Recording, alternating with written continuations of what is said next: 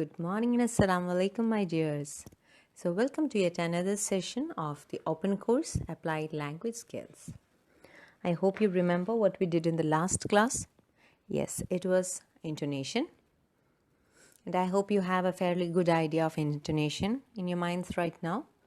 So, anyway, this class I'll be dealing with stress, the importance of stress in English language, and a few strong and weak forms. So first, let's see what is stress. Now, English is known as a stressed language.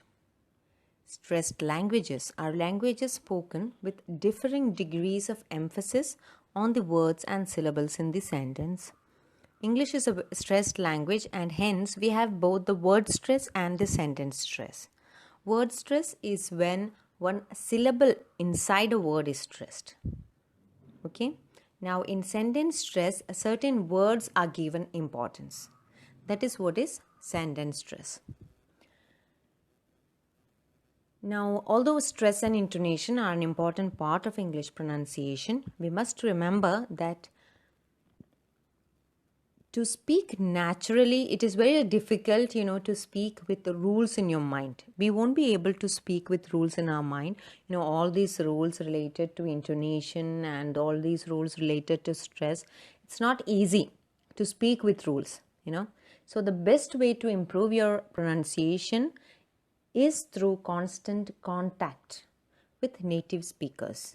So either, through conversations, or by watching English movies, by watching English news channels, listening to the radio. These are just some of the ways you could improve your pronunciation. So it's not easy to just imbibe all these rules and apply it when you're speaking. Okay? So anyway, we'll focus on word stress first. So in the English language, when we accentuate or when we stress one syllable in a word, it is called word stress. We pronounce that syllable only louder than the other words. Okay? So some words might have only one syllable. For example, the word given here is mind. Mind is a 4-letter word, but it has only one syllable. If you try to, split it, you won't be able to split it. Mind cannot be split. So that is one syllable. Now, words with one stressed syllable and one or more weak syllables. So some words might have many syllables or one or two syllables or more than two syllables, and only one syllable will be stressed. For example, remind. So that is a word, remind. Mind, the second syllable is stressed. Two syllables, remind.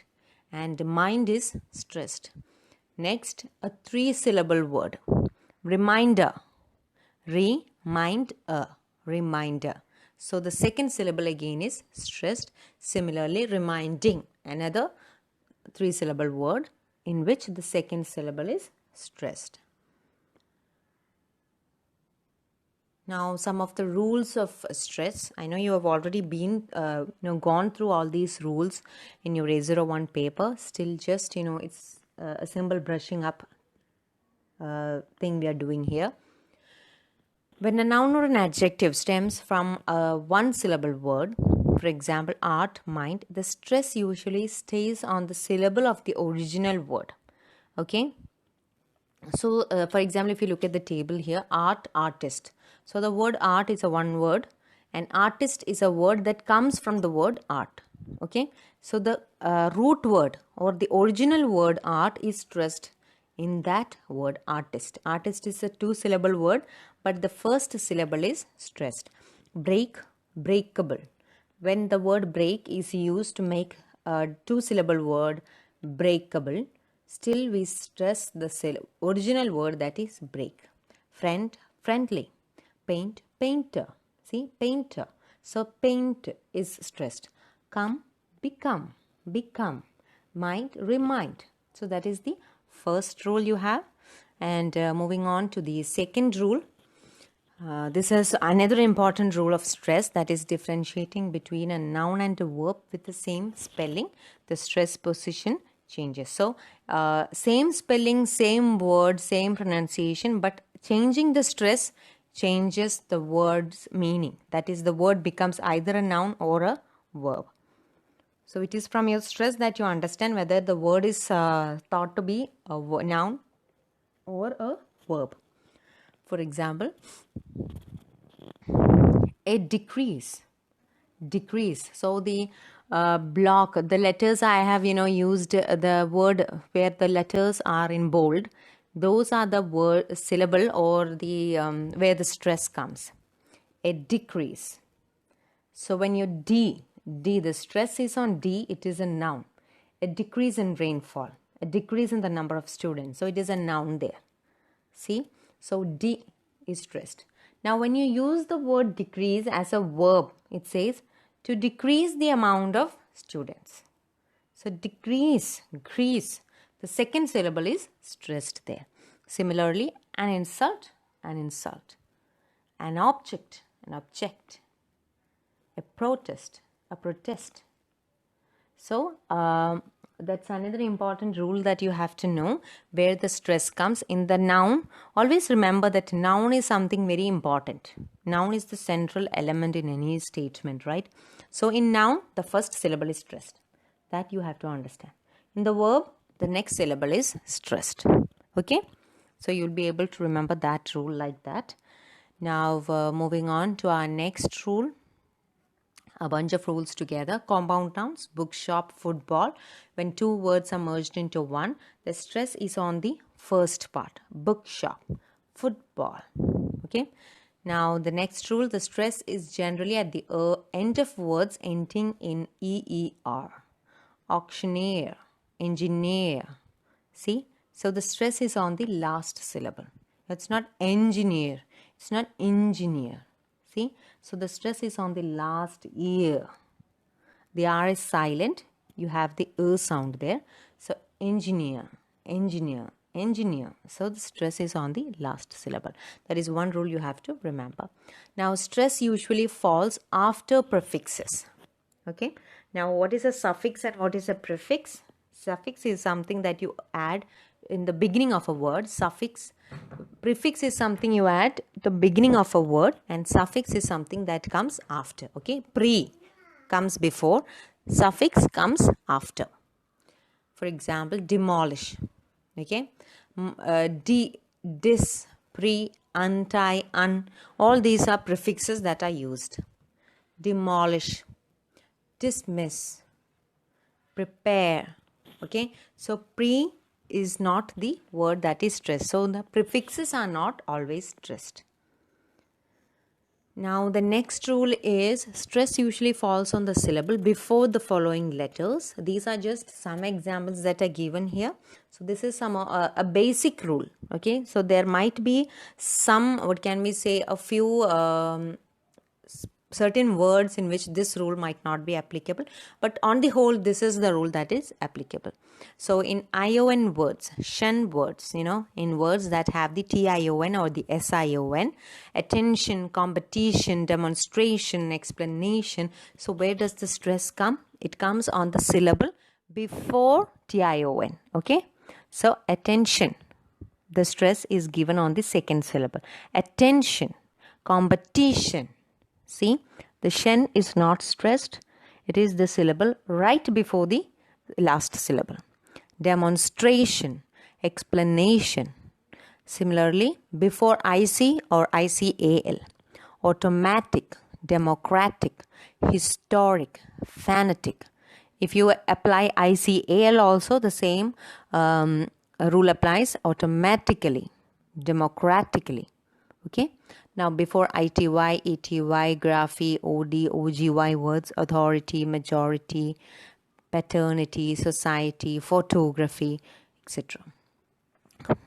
Before IENT, shent, CIENT, IENCE, IAL. All these words, just go through the examples. Okay. So your next rule, so these are some of the rules. So you have 6 basic rules. These are not just the complete list of rules. These are some of the important rules that you have to note in stress. Okay, now moving on, we have the next section, that is stressed words in sentences. We were speaking of word stress till now. Now we are moving on to some rules that you have to follow in stressing words in sentences. Now we were talking about stressing syllables inside words. Now we are going to stressing words in sentences. Not all words receive equal stress within a sentence in English. Content words are stressed. Content words include the noun, normal verb, adjective, adverb. All these are the important content words. So when you speak, it is the content words that are always stressed. Now, function words are unstressed. Function words are the determiners, a and the what can we say, the articles we have, the auxiliary verbs can, have, may, will, etc. Conjunctions like and, but, as, etc. Pronouns, the nouns that replace the major nouns, so those the pronouns. So these are some of the function words. Function words are never stressed. When you hear people speaking, people always stress the important content words. The function words are always weakened. Is, was, can, have, a, the, but, etc. are always weakened, are spoken in the weakened form. All these minor, what can we say, subtle changes in your language that you find, you have to listen to the native speakers. Okay. The last point I have noted there is that even if the listener does not hear some quickly pronounced function words, the meaning of the sentence is clear. Like, when you're late to reach your home and you are sending an urgent SMS to your parents. So you will maybe, the reason for your delay is you did not get bus, or maybe heavy rain. So you might just write heavy rain, late. Okay. So when they get the message, they'll understand heavy rain, so you will be late. Okay. Because of heavy rain, I will be late. So, these are what is the difference between content words and function words. Function words, with or without the function words, even if you do not pronounce them, you understand the meaning. So that is what happens in when you speak with stressed words within sentences. So this is how all native speakers of English communicate. The emphasis is always put on the important words. An example, would you like a cup of tea? So would you is not stressed. You don't say, would you like a cup of tea? No, it's like, would you like a cup of tea? So they might only hear, the words that stand out or that pop out are like cup, tea. So they might answer yes. Okay. So that is one important thing. Next, moving on to the strong and weak forms. The shortened forms, that is what is meant by the strong and weak forms.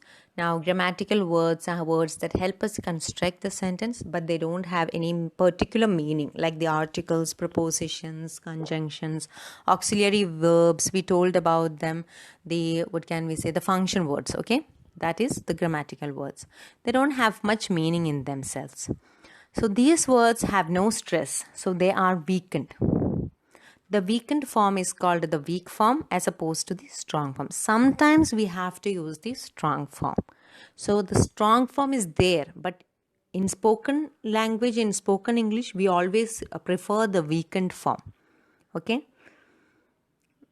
The strong form only happens when we pronounce the words alone. Only when we say the words alone, they have this strong form is important. Otherwise, we always use the weakened form. Sometimes weak forms are easy to spot because we use contractions in the spelling to show it. So it's easy to understand what are the weak forms. I am French. I'm French. I'm. See, I apostrophe am. So you always use that in spelling also. But usually there is no change. Sometimes there is no change in spelling, but the pronunciation is different. For example, the word but. But has a strong form b-a-t, but. But the weak form is but. You don't highlight the central vowel. But. We say but. So only the b and t is, highlighted there. Okay. Next, another examples, a few more examples I've given there. Tell him to go. The strong form, we have the him, to, long vowel oo, to. But in the weak form, we say tell him to go. Tell him to go. Him becomes You understand the difference? Tell him. To becomes to. To. Tell him to go. So that is the difference there. The grammatical words him and to are unstressed and have a weak form when pronounced inside a sentence. Another example is given there. I would like some fish and chips. Strong form, I would like some fish and chips. Okay. Now this is very unnatural. People don't ever talk like that. Speakers of English language, they don't speak like this. I would like some fish and chips. It's very unnatural and it's very difficult to understand for a native speaker also. So the weak form would be I would like some fish and chips. Ah. See, I becomes ah. You can compare the two sentences here in this slide. I would. Would becomes would. The oo sound is toned down there. So I would like some fish and chips. And is also shortened there. It simply becomes n. Right? We always, while typing or while messaging our friends, we always use the shortened form of and. Simply an n. Right? So fish and chips. And we can use the weaker form sometimes. Sometimes the weaker forms are applied. Not just the weak form, the weaker form. That is add. I would becomes add. See? Add. I'd like some fish and chips. I'd like some fish and chips. That's enough, right? So we can see how the auxiliary verb would has multiple weak forms.